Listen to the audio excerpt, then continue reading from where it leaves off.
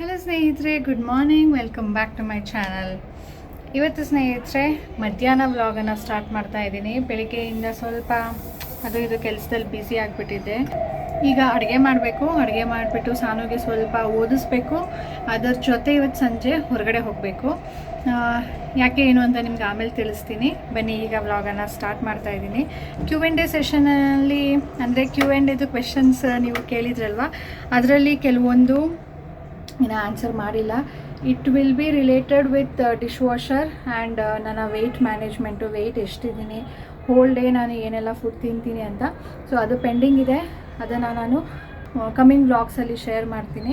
ಹೇಳಿದ್ರೆ ಡಿಶ್ ವಾಷರ್ದು ನಾನು ಪಾತ್ರೆಗಳನ್ನ ಅದಕ್ಕೆ ಹೇಗೆ ಹಾಕ್ತೀನಿ, ಅದು ಹೇಗೆ ವಾಶ್ ಆಗಿ ಬರುತ್ತೆ ಅದನ್ನೆಲ್ಲ ತೋರಿಸ್ಬೇಕು. ಮರ್ತೇ ಬಿಡ್ತೀನಿ ಅದು ಮಾಡಬೇಕಾದ್ರೆ, ಪಾತ್ರೆಗಳು ಹಾಕಬೇಕಾದ್ರೆ.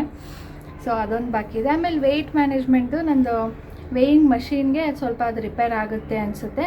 ಸೊ ಅದನ್ನು ನೋಡಿಬಿಟ್ಟು ನಿಮಗೆ ಹೋಲ್ ಡೇ ನನ್ನ ಫುಡ್ ರೂಟೀನ್ ಹೇಗಿರುತ್ತೆ ಅಂತ ತಿಳಿಸ್ತೀನಿ. ಇವತ್ತು ನೋಡಿ, ಬೆಳಿಗ್ಗೆ ವ್ಲಾಗೇ ಸ್ಟಾರ್ಟ್ ಮಾಡೋಕ್ಕಾಗಲಿಲ್ಲ. ಮಾಡಿದ್ದಿದ್ರೆ ಆಗಿರೋದು. ಅಂದರೆ ಮಧ್ಯಾಹ್ನ ಏನು ಮಾಡ್ತೀನಿ, ಬೆಳಿಗ್ಗೆ ಏನು ಮಾಡ್ತೀನಿ, ರಾತ್ರಿ ಹೇಗಿರುತ್ತೆ ನಮ್ಮ ಊಟ ಅಂತೆಲ್ಲನೂ ತೋರಿಸ್ಬೋದಿತ್ತು. ಬೆಳಿಗ್ಗೆ ಮಾಡಿಲ್ವಲ್ಲ, ಸೊ ಈಗ ಮಾಡಿದ್ರೆ ಅದು ಸರಿ ಹೋಗೋದಿಲ್ಲ. ಅದಕ್ಕೆ ಹೋಲ್ ಡೇ ವ್ಲಾಗನ್ನು ಫ್ಯೂಚರಲ್ಲಿ ನಿಮ್ಮ ಜೊತೆ ಶೇರ್ ಮಾಡ್ತೀನಿ. ಈಗ ರಾಜೇಶ್ ತರಕಾರಿಗಳು ತಂದಿದ್ದಾರೆ ಬೆಳಿಗ್ಗೆ, ಅದನ್ನು ಖಾಲಿ ಮಾಡಬೇಕು. ಅದರಲ್ಲಿ ತರಕಾರಿ ತರಕ್ಕೆ ಹೇಳಿದ್ದೆ, ನಾನು ನೋಡೇ ಇಲ್ಲ. ಅವರು ಮೆಸೇಜ್ ಹಾಕಿದ್ದಾರೆ, ನಾನು ಬೆಂಡೆಕಾಯಿ ತರಕ್ಕೆ ಹೇಳಿದ್ದೆ, ಬೆಂಡೆಕಾಯಿ ಇಲ್ವಂತೆ. ಸೊ ಬೇರೆ ಏನು ತರಲಿ ಅಂತ ಮೆಸೇಜ್ ಹಾಕಿದ್ದಾರೆ, ನಾನು ಮೆಸೇಜೇ ನೋಡಿಲ್ಲ. ಈಗ ಏನು ತರಕಾರಿ ತಂದಿದ್ದಾರೆ ನೋಡಿಬಿಟ್ಟು, ಏನೂ ತಂದಿಲ್ಲ ಅಂದರೆ ತಿಳಿ ಸಾಂಬಾರು ಮಾಡಬೇಕು.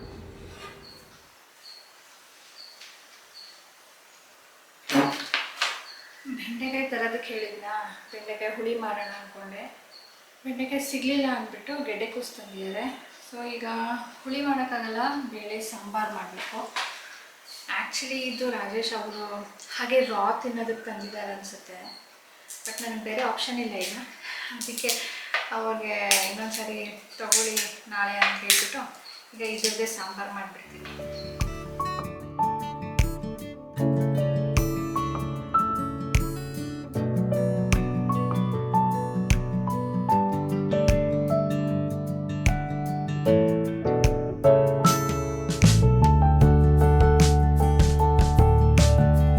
ಬೇಳೆ ಸಾಂಬಾರು ಪುಡಿ ಹಾಕಿ ಕುದಿಸ್ಕೊಂಡಿದ್ದೀನಿ. ಅದಕ್ಕೆ ಗೆಡ್ಡೆಕೋಸು ಕೂಡ ಹಾಕಿ ಬೇಯಿಸ್ಕೊಂಡಿದ್ದೀನಿ. ಈಗ ಅದಕ್ಕೆ ಹುಳಿ ಸೇರಿಸ್ಬಿಟ್ಟು ಕಾಯಿ ಮತ್ತು ಟೊಮ್ಯಾಟೊನ ರುಬ್ಕೊಂಡಿದ್ದೀನಿ, ಅದನ್ನು ಸೇರಿಸ್ತೀನಿ. ಸೊ ಉಪ್ಪು ಹಾಕಿ 10-15 ಮಿನಿಟ್ಸ್ ಸಣ್ಣ ಉರಿ ಮಾಡಿ ಕುದಿಸಿದ್ರೆ ಸಾಂಬಾರು ರೆಡಿ. ಬಾಳೆಕಾಯಿ ಗೊಜ್ಜು ಮಾಡಿದ್ದೆ, ಅದರ ಒಂದು ಜಾಸ್ತಿ ಆಗುತ್ತೆ ಅಂತ ಹೇಳ್ಬಿಟ್ಟು ಅದನ್ನು ಈಗ ಸೈಡ್ ಡಿಶ್ ಆಗಿ ಮಾಡ್ಕೊಳ್ತಾ ಇದ್ದೀನಿ. ಎಣ್ಣೆಯಲ್ಲಿ ಕರೆದ್ರೂ ಚೆನ್ನಾಗಿರುತ್ತೆ, ಶಾಲೋ ಫ್ರೈ ಥರ ಮಾಡಿದ್ರೂ ಚೆನ್ನಾಗಿರುತ್ತೆ. ಇದನ್ನೀಗ ಯಾವ ಶೇಪಲ್ಲಿ ಬೇಕೋ ಆ ಶೇಪಲ್ಲಿ ಕಟ್ ಮಾಡಿಕೊಂಡು ತವಾಗೆ ಎಣ್ಣೆ ಹಚ್ಬಿಟ್ಟು ಅದ್ರ ಮೇಲೆ ಜೋಡಿಸ್ಕೊಳ್ತಾ ಇದ್ದೀನಿ. ಇದಕ್ಕೆ ಸ್ವಲ್ಪ ಅರಿಶಿಣದ ಪುಡಿ, ಉಪ್ಪು ಮತ್ತು ಖಾರ ಉದುರಿಸ್ತೀನಿ. ಇದಕ್ಕೆ ಏನಪ್ಪ ಅಂದರೆ ಎಣ್ಣೆ ಸ್ವಲ್ಪ ಜಾಸ್ತಿ ಬೇಕು.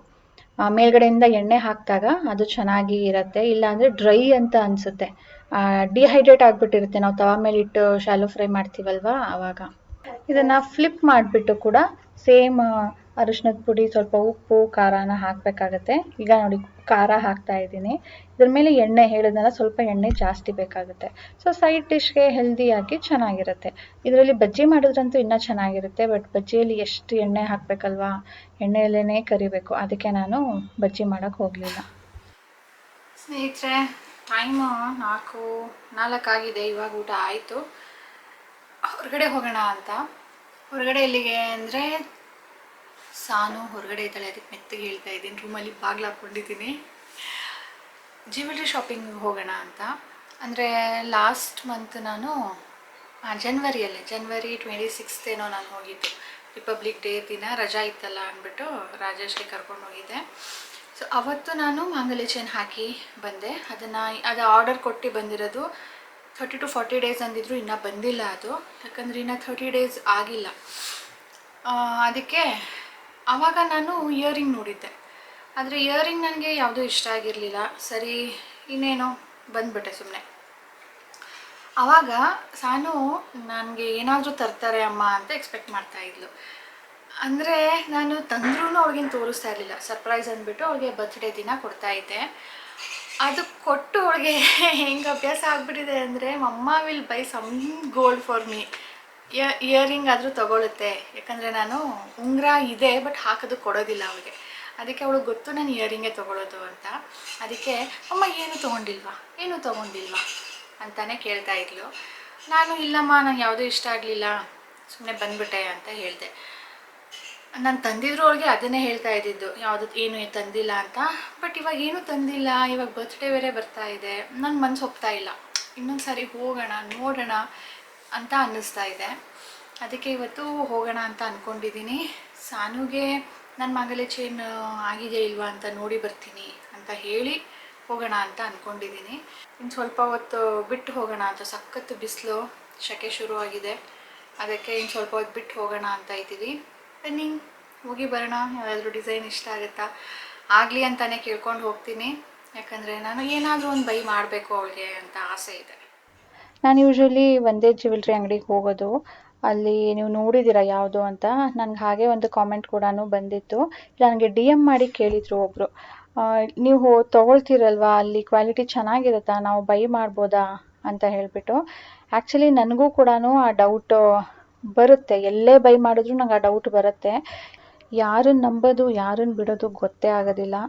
ಬಟ್ ಏನಪ್ಪ ಅಂದರೆ ನಾನು ಇದುವರೆಗೂ ತೊಗೊಂಡಿದ್ದೀನಿ ಹೊರತು ಯಾವುದನ್ನು ವಾಪಸ್ ಕೊಟ್ಟಿಲ್ಲ. ಅಂದರೆ ಓಲ್ಡ್ ಗೋಲ್ಡ್ ಅಂತ ಎಕ್ಸ್ಚೇಂಜ್ ಮಾಡಿಲ್ಲ. ಹಾಗಾಗಿ ನನಗೆ ಅಲ್ಲಿನ ಕ್ವಾಲಿಟಿ ಹೇಗಿದೆ, ಇಸ್ ಇಟ್ ಟ್ರಸ್ಟಬಲ್ ಅಂತ ಗೊತ್ತಿಲ್ಲ ನನಗೆ. ಸೊ ನಾನು ರೆಕಮೆಂಡ್ ಯಾವ ಬೇಸಿಸ್ ಮೇಲೆ ಮಾಡಲಿ? ದೊಡ್ಡ ಅಂಗಡಿ, ತುಂಬ ಬ್ರ್ಯಾಂಚಸ್ ಇದೆ ಆ್ಯಂಡ್ ಅದರದ್ದು ಆ್ಯಡ್ ಕೂಡ ನೋಡ್ತಾ ಇರ್ತೀವಿ. ಹಾಗಾಗಿ ನಾನು ಆ ಥರ ಏನೂ ಮಾಡೋದಿಲ್ಲ ಅನ್ನೋ ಒಂದು ಕಾನ್ಫಿಡೆನ್ಸ್ ಮೇಲೆ ನಾನು ಅಲ್ಲಿ ಬೈ ಮಾಡ್ತೀನಿ ಅಷ್ಟೇ. ಕಾಣ್ತಿದ್ಯಾ? ಕಾಣ್ತಾ ಇದೆ.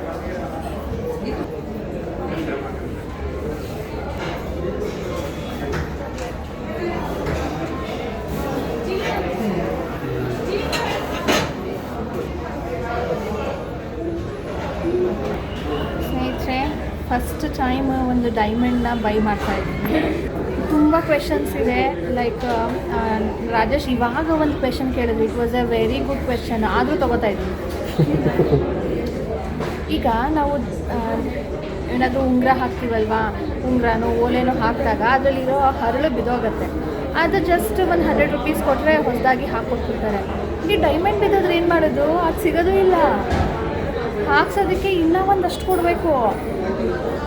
ನೋಡಿ ಈ ಥರ ಆಗುತ್ತೆ ಡೆಫಿನೆಟ್ಲಿ ಡೈಲಿ ವೇರ್ ಮಾಡಿದಾಗ. ಯಾಕಂದರೆ ಇದು ಕ್ಲೋಸ್ಡ್ ಅಲ್ಲ, ಇದು ಓಪನ್ ಫ್ಯಾನ್ಸಿ ಇದು. ಸೊ ಆದ್ರೂ ರಾಜೇಶ್ ತಗೋ ಪರವಾಗಿಲ್ಲ, ಡೈಮಂಡ್ ಒಂದು ಕಲೆಕ್ಷನ್ ಇರಲಿ ಅಂತ. ಇದು ನನಗೆ ತೊಗೊಳ್ಬೇಕು ಅಂತ ಇರಲಿಲ್ಲ. ಯಾಕಂದರೆ ನನಗೆ ಜಾತಕದ ಪ್ರಕಾರ ನಾನು ಡೈಮಂಡ್ ಏನು ಹಾಕೋ ಹಾಗಿಲ್ಲ. ನಾನು ಹಾಕೋದು ಇದು ನನಗೆ ರೂಬಿ. ಸೊ ನನಗೆ ಅದ್ರ ಬಗ್ಗೆ ಯಾವತ್ತೂ ಯೋಚನೆ ಮಾಡಿರಲಿಲ್ಲ ತೊಗೊಳ್ಬೇಕು ಅಂತ ಆಸೆ ಇತ್ತು. ಡೈಮಂಡ್ ಯಾರಿಗೂ ಆಸೆ ಇರಲ್ಲ ಇತ್ತು. ಬಟ್ ನಾನು ಹಾಕೋ ಹಾಗಿಲ್ವಲ್ಲ, ಬೇಡ ಬಿಡು ಯಾತಕ್ಕೆ ತೊಗೊಳೋದು ಅನ್ನೋ ಸುಮ್ಮನಿದೆ. ಸಾನು ಇದ್ದಾಳಲ್ಲ ನನ್ನ ಮಗಳು, ನಾವು ರಾಜೇಶ್ ಅವ್ರು ಏನು ಜಂಬ ಕುಚ್ಕೊಂಡಿದ್ರು ಚಿಕ್ಕದ್ರಲ್ಲಿ. ನನ್ನ ಮಗಳು ಗೋಲ್ಡೇ ಕೇಳಲ್ಲ ಬಿಡೋ ಅಂತ ಡೈರೆಕ್ಟ್ ಡೈಮಂಡ್ ಕೇಳವಳೆ. ನೋಡ್ರಿ ಏನು ಡೈಮಂಡ್ ಕೇಳ್ತಾಳ, ತೆಗೆಸ್ಕೊಟ್ರ ಏನಂತಾರೆ, ನೀನು ನಿನ್ನ ಮಗಳಿಗೆ ತೆಗೆಸ್ಕೊಡ್ತಾ ಇರೋದು ಬರ್ತ್ಡೇಗೆ ಅಂದ್ಬಿಟ್ಟು ನೀನು ತಗೋ ಅಂತೆ. ಅವ್ರು ಕೇಳಿದ ಕಡೆಗೆ ನೋಡು ಹಂಗೆ ಬಂದಿದೆ ಕಣಪ್ಪ. ಅವ್ರು ಕೇಳಿದ ಕಡೆಗೆ ನೀನು ತಗೋತಾ ಇದ್ರೆ ನಾನು ಕೊಡಿಸಿದ ಒಟ್ಟಿನಲ್ಲಿ ನೋಡು. ಅವ್ರು ಕೇಳಿದ್ದಕ್ಕೆ ಅದೃಷ್ಟ. ಅವಳು ಎಷ್ಟು ದಿನದಿಂದ ಒಂದು ಕೇಳ್ತಾನೆ ಇದ್ದಾಳೆ, ನೀವು ಮನಸ್ಸೇ ಮಾಡ್ತಿಲ್ಲ. ಇವತ್ತು ಹೇಳಿದ್ಲು ಪ್ರಾಕ್ಟಿಕಲ್ ಲಾಜಿಕಲ್ ಅದೆಲ್ಲ ಹೇಳ್ಕೊಂಡು ನೀವು ಮನಸ್ಸೇ ಮಾಡ್ತಾ ಇಲ್ಲ. ಪಾಪ ಇನ್ನೂ ಒಂದು ಆಸೆ ಇದೆ ಅವಳದು. ನಮ್ಮ ರಾಜೇಶ್ವರ್ ಮನ್ಸು ಮಾಡ್ತಿಲ್ಲ. ನನ್ನ ಕೈಯಲ್ಲಿ ಆಗೋ ಹಾಗಿದ್ದಿದ್ರೆ ಡೆಫಿನೆಟ್ಲಿ ನಾವು ಮಾಡಿಬಿಡ್ತಿದ್ದೆ. ಓಕೆ, ನಮಗೆ ನಮ್ಮ ರಾಜೇಶ್ವರಿಗೆ ನಾವು ನೆಕ್ಸ್ಟ್ ಸ್ಕೆಚ್ ಆಗ್ತಾ ಇರೋದು ಇದು. ಇದು ತೆಗೆಸ್ಕೊಡ್ಬೇಕು ಅವರು ನನಗೆ. ನನ್ನ ಮಗಳಿಗೆ ನಾನು ಚಿಕ್ಕ ತಗೋತಾ ಇದ್ದೀನಿ. ನನಗೆ ನೀವು ಇದಕ್ಕೆ ಕೊಡಿಸ್ಬೇಕು. ಇದೇನು ಡೈಲಿ ಹಾಕಂಗಿಲ್ಲ, ಯಾವಾಗಲೂ ಒಂದು ಸರಿ ಅಲ್ವಾ, ಯಾರಾದರೂ ಹಾಕ್ಕೋಬೋದು. ಡೈಲಿ ವೇರ್ ಮಾಡೋರಿಗೆ ಡೈಮಂಡ್ ಆಗುತ್ತಾ ಇಲ್ವಾ ಅಂತ ನೋಡಬೇಕು. ಇದು ಡೈಮಂಡ್ ಎಷ್ಟು ಕ್ಯಾರೆಟ್ ಇದೆ, ಎಷ್ಟು ಕ್ಲಾರಿಟಿ ಇದೆ, ಯಾವ ಕಲರ್ ಇದೆ, ಎಷ್ಟು ವೇಟ್ ಇದೆ ಅಂತ ಎಲ್ಲಾನು ಕೊಡೋ ಅಂತ ಡೀಟೇಲ್ಸ್ ಕೊಡೋ ಅಂತ ಕಾರ್ಡ್ ಅಂತೆ. ಅದು ಇರಲೇಬೇಕು ಅಂತ ಹೇಳಿದ್ದಾರೆ. ಅದು ನಾವೇನಾದರೂ ರೀಸೇಲ್ ಮಾಡಬೇಕು ಅಂದರೆ ಆ ಕಾರ್ಡ್ ಇರಬೇಕಂತೆ. ನಿಮ್ಮ ಕಾರ್ಡ್ಗೆ ನಾನು ಅಂದ್ಕೊಂಡಿದ್ದೆ ನೋಡ್ರಿ, ನಮ್ಮ ಬಟ್ಟೆ ನೀವೇ ಇಲ್ಲೆಲ್ಲ ಇಟ್ಟೆ ಅಂತ ಹೇಳೋದು. ಬ್ಯಾಗ್ ಏನಾದ್ರು ಅಂದ್ಕೊಂಡಿದ್ರೆ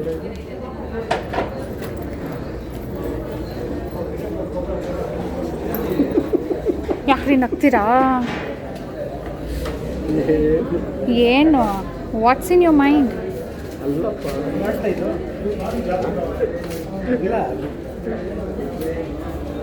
ನೀನು ಹೇಳಿದ ಡೈಮಂಡ್ ನನ್ನ ಇದರಲ್ಲಿಲ್ಲ ಚಾತಕೃಷ್ಣ, ಅದು ಲೇಬಲ್ ಕಳೆದೋಗಿದೆ ಪಾಪ, ಲೇಬಲ್ ಹುಡುಕ್ತಾ ಇದ್ದಾರೆ.